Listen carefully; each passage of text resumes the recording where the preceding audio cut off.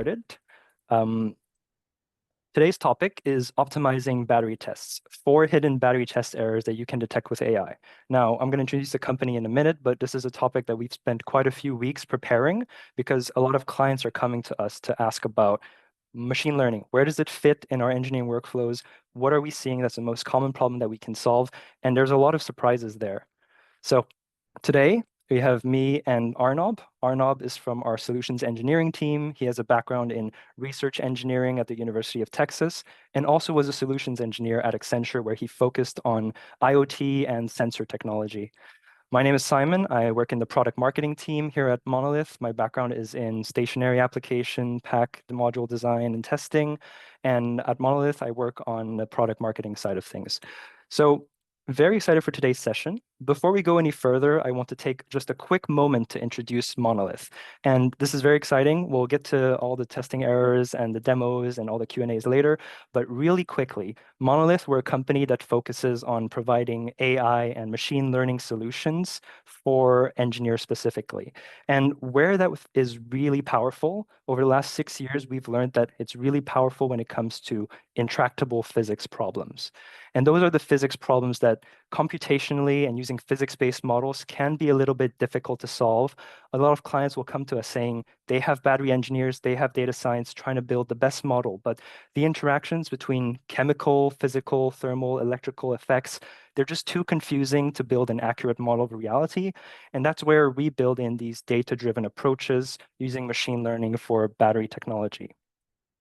And because we work so closely with them, we package up these solutions into a no-code platform so that engineers who are doing their battery testing don't need to go and get a PhD and learn about data science and machine learning. They can use these tools themselves. All right, that's enough for an introduction to Monolith. If ever you want to learn more about what we do, we have some case studies, some papers, check out the QR code that's going to be throughout the slides. If you have any questions, please hold until the end of the Q&A, but we're going to be monitoring the chat in case you want to ask any other questions. So for today's topic, I'm going to start off with a very quick introduction on detecting battery testing anomalies, why you would want to do that, what that looks like, and how exactly do you do that. We're going to dive deep into the machine learning side of things for those who are more technical. Arnob here, very lucky to have him, like I said. He's going to be showing a live demo of how exactly this works, the results, what we're looking at, and really talking through the workflow. And at the end, he's going to be sharing some of the best practices for battery testing in terms of machine learning. So make sure you stay until the end. We've got 10 minutes, if everything goes well, 10 to 15 minutes at the end for Q&A. And we'll also have some resources that we've recently published and some things that we think you'd find useful. Hopefully that works for everyone. Make sure you stay tuned until the end. And I'm just going to get started by saying, why do we detect these battery testing anomalies? What does it mean? Take a look inside the test lab. So it's no surprise that the battery testing process is very complex. Similar to any other types of testing, you've got book equipment, whether there's battery cyclers, thermal chambers, etc. But when it comes to battery testing, usually you need to cycle them for a long time, but you need to also make sure you validate your product and send it to the market before you're too late. And these battery testing errors can happen anywhere. Battery tests are very complex, and they can be plagued by even the smallest errors, like a test sensor falling out of the test rig and it breaking down, to something more serious. Like, let's say you have a defective battery and it slowly leads to a thermal runaway event. That's something that's very dangerous and you need to avoid, unless it's part of your experiment, but that's not what we're talking about. And there's also these little small things that maybe the test program didn't go as planned. You have a cycle where the cycling program is stuck in a loop and it's running the wrong test routine. All of these are mistakes that, cause you to restart your tests. This is something that's very not only annoying, but expensive because you might need to rebook test equipment, go for new approvals, and maybe you're bothering someone else's test rig by asking to move their schedule or your own schedule. Essentially, all of these, for Lean Six Sigma people out there, are big forms of waste that we want to try and avoid. And we can do this. This is something that we're helping out with, which is the big topic of today's conversation. So how do we make sure our tests don't go wrong? And please bear with me. I know some of this might seem a little simple, but we'll get into the depth eventually when Arnob is presenting his section and his demo of how this works. But The answer to how do we make sure our tests don't go wrong is actually quite simple. I say simple, but really I mean straightforward, because all you have to do is just catch these errors earlier. Catching these errors earlier is very useful because if you notice something going wrong, you can stop the test before it becomes dangerous. You can stop the test and reset it before you realize months later that it didn't go to plan. And so let me explain what this looks like from a test engineer's perspective. Let's say you're in a test lab. You finish cycling your cell. You've looked at your cycler, at your data, everything's exported. You have a nice TXT file or CSV file, except it doesn't look like this. It's 20 times bigger, there's millions more columns, and that's just maybe for one cell, maybe for a module, and you're supervising all this different test equipment. Now, everyone has their different hobbies in life, but one of mine is not to sit there looking at data all day, looking for whether this data is correct. Instead, I want to introduce something, just today's topic, which is machine learning-based anomaly detection. Now, for those of you who are familiar with machine learning-based anomaly detection, there are essentially two steps. One of them is a training step where you show the model what correct data looks like, what a test is supposed to look like.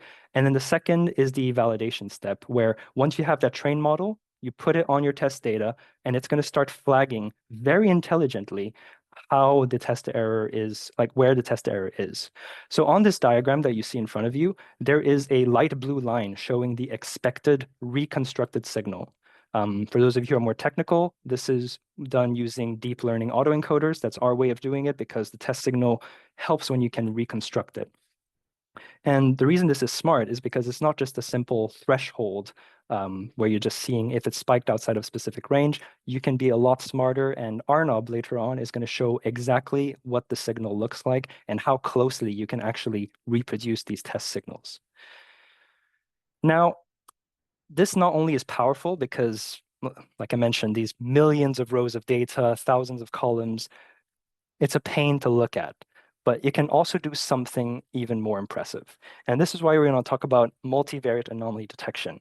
And for that, I've got a little bit of a challenge for everyone here. These are two different data channels, and I want you to try and spot out the anomalies that you can. So take a look at this, see if there's anything that you can notice is wrong. Just a couple of seconds. And let me just highlight them here. So in channel 1, we have the data signal being a little lower. The amplitude of the last wave is around half of the other signals. That can be considered an anomaly, and you'd want to hear about it. In channel 2, we also have a spike in the signal where that's not an expected behavior. Now, these you might want to flag as anomalies. But I want to introduce to you something even more impressive, the multivariate anomalies. There's actually a third type of anomaly here, which I am circling now. So if you take a look at this, it might not be entirely obvious what the anomaly is, but if you can see my cursor, and I hope you can, in channel 2, these signals and waveforms only start occurring when channel 1 is at its high value. So if you take a look here, in channel 2, the signal only started when channel 1 was at a high value. But where I'm circling it, the signal in channel 2 actually started before channel 1 was at a high value. And this we can flag as an anomaly because potentially there's some behavior there that is abnormal that you want to capture. So just to show how impressive this is, I'm going to take away these lines. It would be impossible to figure out where the anomaly is, but with machine learning-based anomaly detection, this is something that you can find. So when it comes to the real world, how does this translate? Potentially looking at these data channels before and how they mix together, you can find an anomaly before a traditional approach would, or looking at a univariate or single variable anomaly. And that's why there are all these different possibilities and combinations that make machine learning-based anomaly detection really powerful. And just to summarize what we do at Monolith, so you really capture the essence of what we're doing, we like to take all those complicated data rows that you imagine seeing and turn them into more visual and interactive tools. So this is a heat map for our anomaly detector model, where you can see on the y-axis the test value, the test ID of which test was run, and on the x-axis you can see the actual sensor itself. And from that point, the heat map highlights where there is an anomaly that you may want to take and pay special attention to. And once you click on that one, it expands into the signal where you can see exactly what is happening and follow along. And that can be the start of maybe a root cause analysis or a failure effect mode analysis, anything like that. And it can be really helpful for engineers to use. And one question we get a lot at this point is this purely academic? Does this actually work? And yes, this is something that we're seeing a lot in industry. We've helped a lot of clients build this. I don't spend too much time talking about it because Arnab is going to be explaining exactly how this works. But we're getting a lot more demand, especially in battery testing, for test data validation and making sure that there aren't any errors that they're missing, or if they can analyze the data quicker. So to summarize, anomaly detection in machine learning is very versatile and effective to scan these large amounts of data and find those behaviors and those anomalies that you wouldn't expect. And we've decided to package up in an intuitive way. This is something that people are using out there. And yeah, I hope I've given enough background to set up Arnab's section, who's going to be talking about how this works in practice, where exactly we're going with this, and what are the types of battery testing errors you can detect, the 4 that we promised you at the start.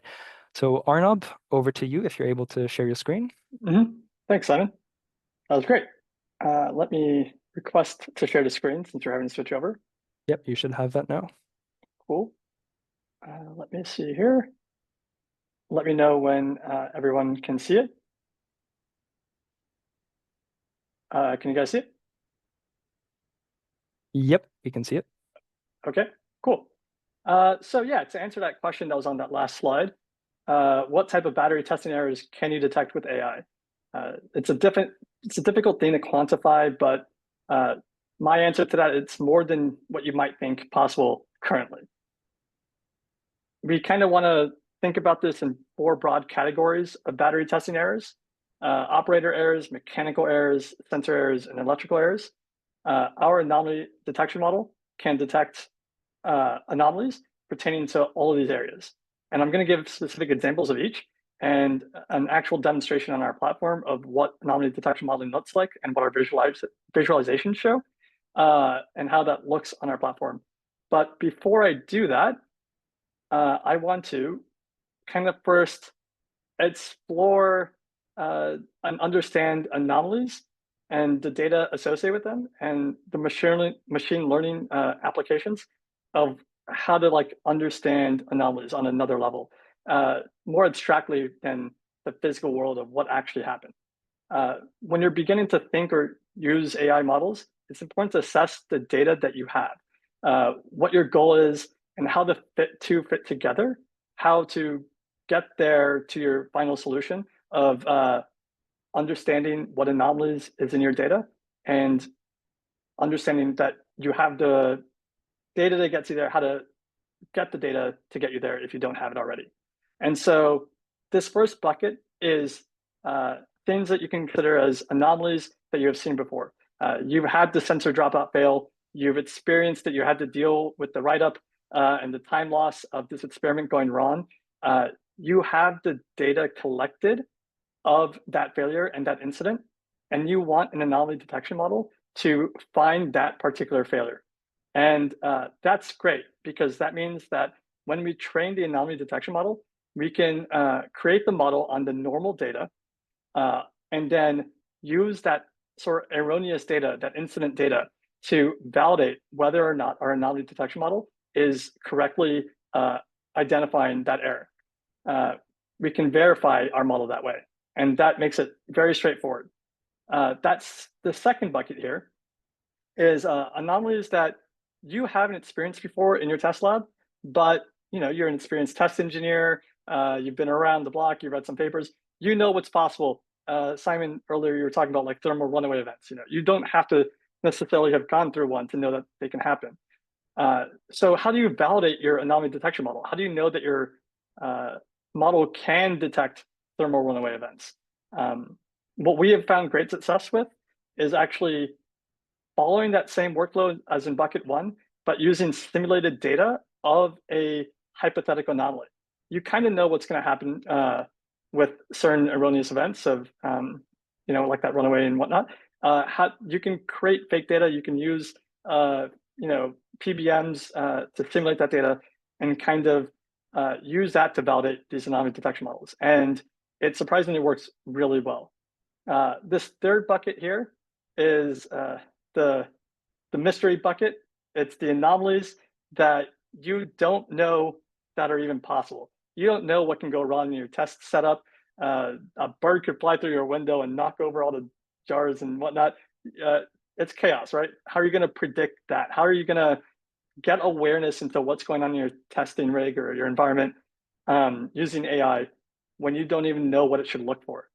And fortunately, with the way that our anomaly detector model works, it does actually work on this bucket as well. Because the way to think of this is our model works on unsupervised learning. So it doesn't know what's good or bad. It just knows what to predict when it's looking across all the channels of data that you're giving it. And so that's why you want to train it on that good data. Barring that, though, if you're just training it on all data, it'll show you the outliers. It'll show you the unexpected values of where it goes, hey, this isn't behaving like all the other sensors are given all the other data that I've seen. When we first created this application, this anomaly detection application on our platform, we partnered with a German OEM to get that done because they really wanted awareness into specific incidences and accidents that were happening in their lab. And so they had all that test data that was anomalous and the incidents related to them. And they were like, find those anomalies in our good, train on our good data and find those specific anomalies. And we were able to make models that detected all of them across their data. And then we went back to them and said, actually, that good, clean data that you gave us wasn't that good and clean. Here's 5 different things that were wrong with it. And they really were surprised by that. But when they went through their historical records and kind of analyzed their sensors and whatnot, they thought that was indeed the case. And so you can kind of see how this almost goes into a test data validation use case, right? How do you know that your data is good? Anomaly detection models being run on your data can do that for you.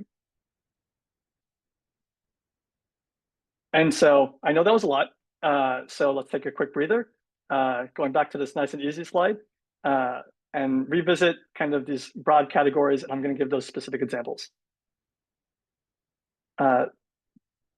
First, operator errors. There's mislabeled channels, incorrect test profiles, wrong configuration settings. A thing to keep in mind, it's almost on a meta level, this level of analysis that AI can do. There's common mistakes like setting up wrong test settings, human error of entering in fat fingering in a temperature profile number that doesn't make sense. That can have cascading effects on your analysis of the data. If your test rig isn't maintained, you can be leaking coolant fluid. Interestingly, with our models, we've actually found instances where it goes past human error and actually finds issues with the rig controller or the test controller systems themselves. Sometimes the unexpected behavior of cell degradation leads to your test controller programming skipping steps. And so with models that can kind of predict that and kind of get right in front of that and tell you what happened, it lets you have that better understanding of kind of what went wrong with your setup. Hey Arnab, I just want to stop you for a quick second on the operator error Sure. because a comment we often get for operator errors is that these are not just hidden errors, these are errors you don't expect to happen. You don't expect someone to set up the wrong test routine. You don't expect someone to wire the wrong thermocouple to the wrong input area. And these are things that are anomalous that we can actually detect and help you spot. So it's not just about batteries going haywire or things like that. It can also be, like Arnab said, maybe the battery isn't behaving as normally, and so the cycling program isn't following the right test routine. All of those are anomalies that can be tracked by the algorithm. So yeah, just wanted to point that out, that's a point that we often get comments on. And yeah, I'll hand over back to you, Arnab. Sorry. Yeah. It really helps with that sort of discovery and understanding of what your data is showing you. So yeah, moving on to sensor errors. This is, I think, maybe what we consider more classical whenever we think of what anomaly detection could be. It's, the raw sensor data where a sensor can fail or there's wiring issues or something can be even misplaced in a lab, right? And because this one's kind of more easy and understandable and you can wrap your head around, I'm actually going to show our Monolith platform and kind of the workflow on this particular error. And so let me, again, gonna have to switch windows here. This is our cloud platform. This is a blank workbook. We allow, basic sort of data exploration capabilities. That's always a really big part of the workflow in any data science project. Anyone's going to tell you that's in machine learning space. Hey What Arnav, is I it, don't know if 70, you're able 80%? to zoom in a little bit. Oh, yeah, sure. I can zoom in. I know that's probably a tiny font there. It's a little small. Yeah, Yeah. cool. Thanks. Is that better? Yeah, much better. Sure. Thanks. It was my secondary monitor has a high resolution. And so, if you're familiar with the Jupyter Notebook paradigm, it kind of follows that same sort of thing, but with a nice, easy menu system on top of it. And so you can import your data, you can explore that data. Again, there's so much data engineering that goes into any data science project, and we allow you to manipulate your data on our platform itself. You can transform that data, manipulate it as I was talking about. Then creating a model, usually it's really difficult to set up a data machine learning sort of environment. Here, it's literally just you click on one of these, you select the data that you want to train a model on, and you go from there. And then finally, applications. What good is a model without being able to use it to virtually test or get insight from that, right? And so we have visualizations that help you understand what you just did and what you just trained. And so going into the anomaly detection app that we have, the application, here I have some example data from an NMC cell, some aging cycle data, 400 cycles. The data that's being collected is, the channels. It's time, temperature, total heating component, current, voltage, discharge, pretty basic stuff, pretty simple to understand. The way that we want to do this is because we're cheating a little bit, and I kind of want to just show you how this works. We know that this is the error, that there is a sensor dropout on the temperature couple right here. And so we want a model that can be running on any future data that can detect this event occurring. And so how we do that on our platform is we first have to split this data in two. We have to split it into the good normal training set data and then the validation data to kind of make sure that the model that we created, that we trained, can detect this sensor dropout. And this looks easy, by the way, to see. It's kind of partially designed that way. But think about, this is just one test going on. So many labs have hundreds, thousands of tests going on with hundreds of channels each. It gets really daunting for any sort of human engineer to kind of go into. Like, as an example, this is just the data from all the other ones. So, the problems get way more complex than this. And so to train a model on that sort of training set that we just created, because we're splitting off the data, you literally would select an anomaly detection model from that drop-down menu.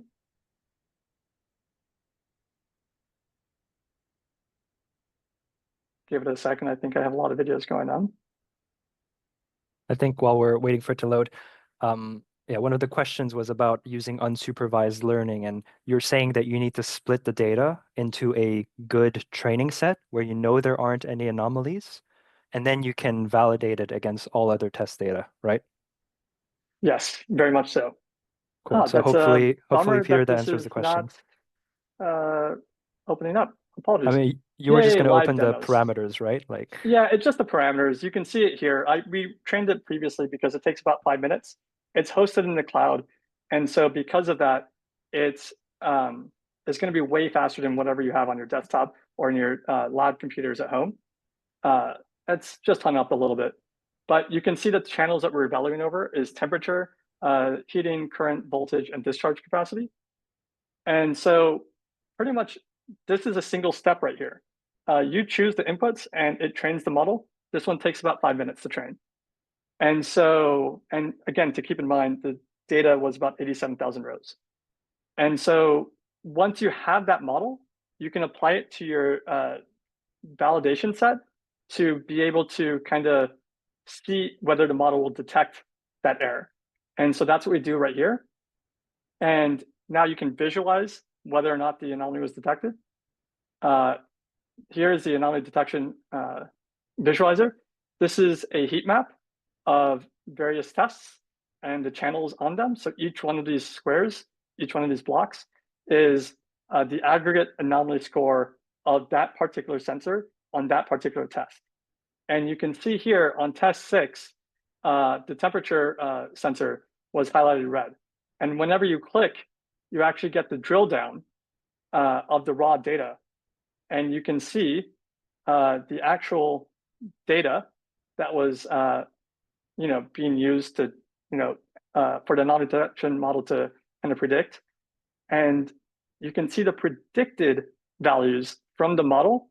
And you can see it does a pretty good job, actually, of matching up. And according to the other sensors, according to the model that it trained on, it expects the value to keep undulating like this, but it did not. It went flat. And so that's why you see this increase of the anomaly score. It knows that something is up. It doesn't know what happened. It just knows to flag the test engineer with that event. That's a nice and simple use case. The anomalies can get a lot more complex, a lot more hard to see from the naked eye. And that's where that sort of analysis on the multiple channels simultaneously really comes in handy and kind of elevates this to the next level of usability. Let me now switch back to the presentation. Oops, apologies, guys. There we go. And so going back to those broad categories, we have electrical errors. This is where we spend most of our time, most of our analysis with battery testing. There's always like unexpected nonlinear aging going on. You can actually kind of learn new system behavior from anomaly detection itself. We've had clients come to us with a new system, and they or new batteries, and they don't know what they're looking for, that kind of third bucket that I was talking about. And we just sort of broadly apply the anomaly detection model to see and get insights into what's going on internally into the battery. It can also help find, manufacturing defects. Again, it sort of allows for that exploration and greater insight into the data that you're getting. Something really important to keep in mind is that oftentimes test engineers, whenever they're looking at how to analyze battery performance in the testing environment, because there's so much data, they'll only use the RPT tests to kind of get insight into like, oh, the state of health is the thing that we care about. And if you take an RPT test every 6 weeks and it takes 3 points to make a line, all of a sudden you've lost months of just picking up either erroneous data or lacking the insights into your data. And with anomaly detection, you can kind of start analyzing the cycle data directly and getting those insights directly from the cycle data as it's happening. And then finally, mechanical errors. These are the consequences of cell swelling, fatigue over time. We see this. There was a very interesting use case that happened with a client recently, which is we were doing, or the client was doing module testing, and their cycling tests were leading to battery performance that wasn't lining up to what they expected. And so they didn't understand what was happening. This was their module, and it was 8 cells in a row. Each cell had its own independent thermocouple attached to it. And so when we went in and analyzed using the anomaly detection model, we were able to find that the temperatures in cells 1 and 12 were way higher than, actually, I shouldn't say way higher. They were subtly higher than what was going on in these middle cells here. And it was actually a really interesting insight because it allowed them to find out that there was something wrong with the way that they were creating the module, with the way that these screws on the edges were clamped down too tight. And so that was like a structural failure that they were able to kind of get a root cause analysis by using anomaly detection on their data. And so this is another question that we get a lot of, which is, what data should I be collecting How do I, know that I'm getting, or how do I, get in front of all these errors that you're talking about to get those AI models? And so, going through this list of the operator errors, you have thing that we found really helpful is metadata from the test lab. Anything from like ambient temperature to things that were captured, data points that were captured in the original setup of the test. Those are all really helpful. What AI models really excel at, what this anomaly detection model really excels at, is combining all these different datas into one singular vision, right? With sensor errors, again, that metadata is so important, and specifically sensor details, what the IDs and types and locations are of those sensors is so important. You just saw in that previous example, it's one thing if you saw like cell XYZ is increasing temperature and like cell 3, 4 is also increased. Without the knowledge of where they are physically, we wouldn't have gone that next level of insight, right? And then electrical error, it's getting your hands on that cycling raw data, not relying just on the RPT data, but combining, honestly, raw data and RPT data to understand how one affects the other, how the cycling data is maybe potentially showing a degradation event or showing behavior that's, showing a poor quality control or something like that. And then with mechanical errors, finally, anything that is showing or sensing contact pressure or force or strain and displacement, those are all really helpful in fine-tuning AI models beyond just what electrical understanding that you have of the system and the test environment. And in this fine print here, you see this really important bullet point, which is even if you aren't applying AI today, you can still collect this information. And a lot of you guys do.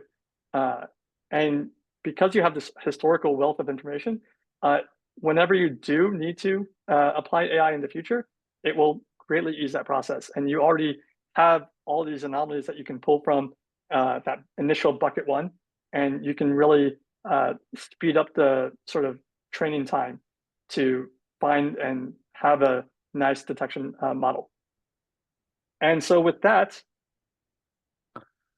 Well, actually, if you could go back to the last slide yeah, for a sure. quick second, I just want to really drive home this important point. So when we work with different test labs, we're seeing these different types of errors, and we're seeing the data types that are worth capturing to make sure your model has the highest chance of success.